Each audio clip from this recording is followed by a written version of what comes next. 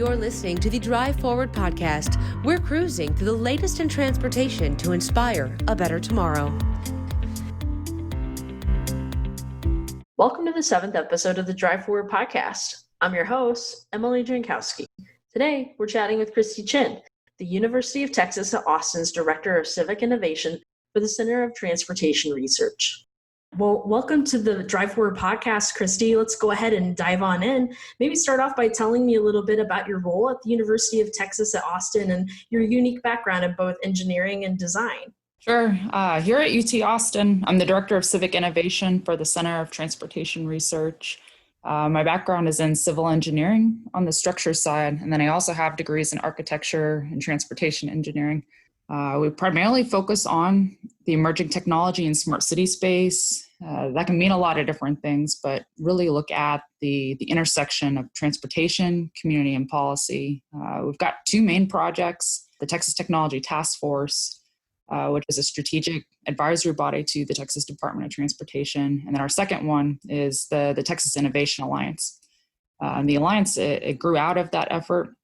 It's really grown into a robust network of cities, transportation agencies, and research institutions. Wonderful.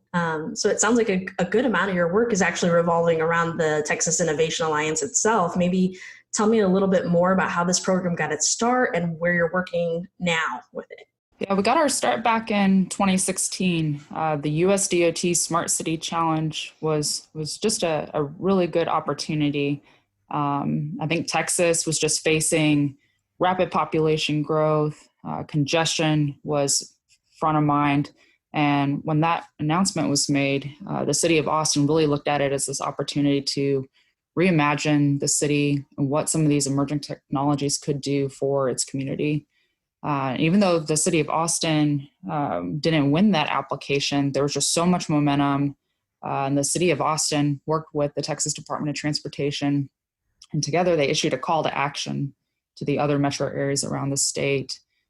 We've helped to jumpstart 8 other smart city teams, and we've been working together ever since. The idea is really to look at our common challenges, develop shared solutions. Right now, we're currently planning for the annual conference, the Texas Mobility Summit, which is coming up. And then over the course of this year, we turned our focus to safety. Something that came out of last year's summit was a call to look at Vision Zero. Recently, the Texas Department of Transportation, they have a Road to Zero movement to end traffic fatalities by 2050. And alongside a number of the other Texas cities, there is a real interest in moving beyond vision to action. And so we recognize that the traffic fatalities are not restricted to just one jurisdiction or one agency's roadways. So we've been working together with the cities and TxDOT to coordinate various strategies and leverage best practices. Wow. Well, what a great goal for 2050, the zero fatalities. That's really awesome. And I know you're doing a lot of collaboration with other cities around the state. Tell me a little bit more about the team structure of the Alliance and how you guys are kind of working together collaboratively to come together and put this out for the public.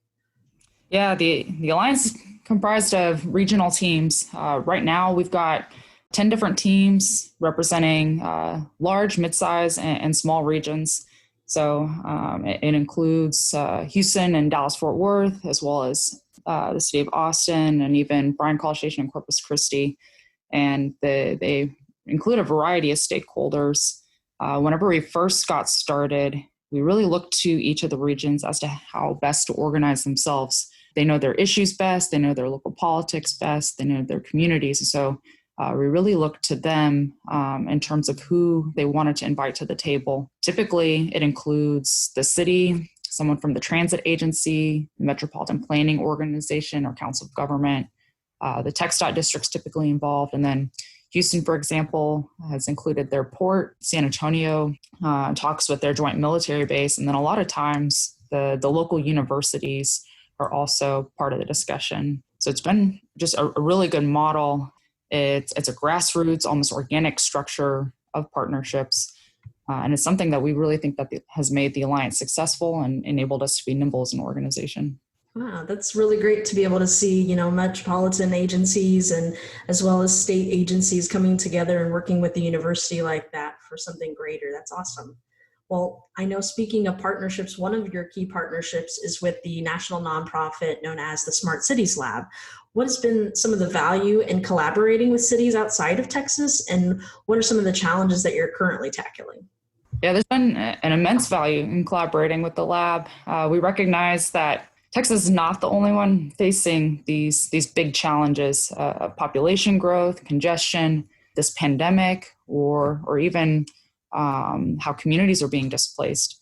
And so there's about 10 or so cities in the Alliance and 10 or so cities in the lab, such as Pittsburgh, San Francisco, Columbus, Denver, South Bend, and some others. And so together, we have a combined 20 city network. And this really opens things up in terms of just the breadth of lessons learned and best practices that we're able to draw upon to address some of today's most critical topics. Together with the lab, we work to facilitate a community of practice. So something that we heard whenever we first formed the partnership is that the public agencies were going to conferences, and it's great to be able to network and hear the latest on some of the projects. But after the conference, typically the discussion falls off, you fall out of touch. And a lot of times you only hear about the success stories, what works. And so whenever we did the communities of practice, we really wanted an opportunity to bring peers together, to have candid conversations, and also understand what didn't work. Be able to work through some of these tough challenges in real time. And so last year in 2019, we held 19 different community of practice calls. Just to share a few of our favorite topics, I think scooters and the way that it almost felt like scooters happened to cities. And so there was a reactive approach trying to understand what do we need to be thinking about, what are the data needs. And so we organized and brought together a number of cities around the mobility data specification that came out of Los Angeles, as well as thinking through some of the scooter safety. Austin had done an epidemiology study with the CDC, and there was a lot of interesting findings about ways in which the city could work with public health officials to try to understand and protect the public. Some of the other ones that we've looked at are around automated vehicles and how that's a technology that could be used not only for typical transit applications, but looking to different opportunities for older adults or users with disabilities, and how that can enable people to re-enter the workforce. And then just to share one more, I think displacement and gentrification has been a real issue for transportation. A lot of times in the history of transportation projects, they've had unintended consequences or even intended consequences in terms of dividing communities. And currently, a lot of cities and agencies are trying to move beyond that and find ways in which to actually connect communities with one another. And so we did a series of calls, and it combined various academic expertise as well as with city practitioners who are working directly with the community implementing the policies. And so it's been a great value to be able to work with the lab, to connect with the Texas cities and the public agencies with their peers across the country, and really just draw upon the lessons learned that are being generated at such a rapid pace. Absolutely. I think you bring up a really great point that a lot of what civil engineers are tasked with currently is probably bringing back up that aspect of equity to transportation and being able to provide people from all walks of life the same opportunity. And I think one of those projects that you even mentioned was, automated vehicles or autonomous vehicles, and being able to help bring people back to that level playing field. And I know that's one of the projects that we foresee hoping to contribute to autonomous and connected vehicles is our hope to build an autonomous and connected vehicle track known as the Illinois Autonomous and Connected Track here in Rantoul, Illinois. How do you see university-led projects like this and the Texas Innovation Alliance championing the future of transportation, and how do you see those projects being vital for students? You brought up a great point just in terms of the role of universities and students. I think it's a great time to be in transportation. The technology and services are just changing so quickly. And the role of the university is also changing.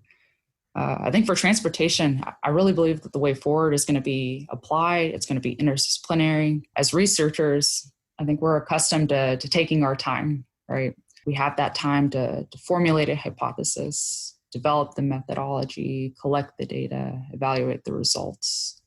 But the transportation industry and public agencies, they're really moving at a speed that we not only need to keep pace with, but we can actually use our collective expertise, the work that you're doing at Illinois, the work that we're doing in Texas, and across the country. That collective expertise can be applied to help guide public agencies in terms of anticipating the infrastructure needs and just being able to plan for the future.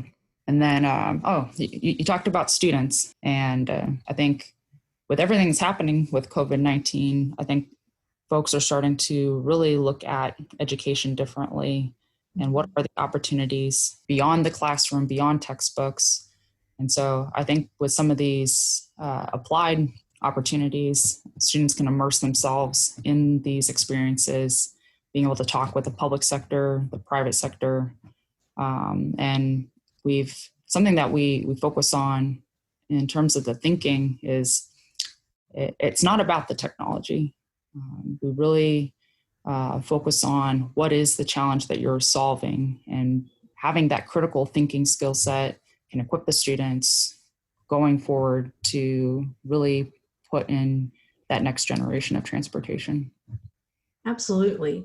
It seems like we're at a pivotal time in transportation and kind of at a fork in the road, so to speak. So I think it's great to see these students be able to adjust to things unexpected like a pandemic and Very be able much to so. think outside of the box and look at research differently. So, well, speaking of leaving a long-lasting legacy and trying to do our best here at universities, what do you hope your legacy is at UT Austin?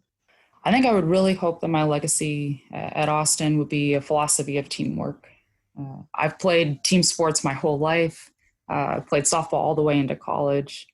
And I have a firm belief that in working with others and driving towards a common goal, it elevates not only the individual, but can elevate the whole.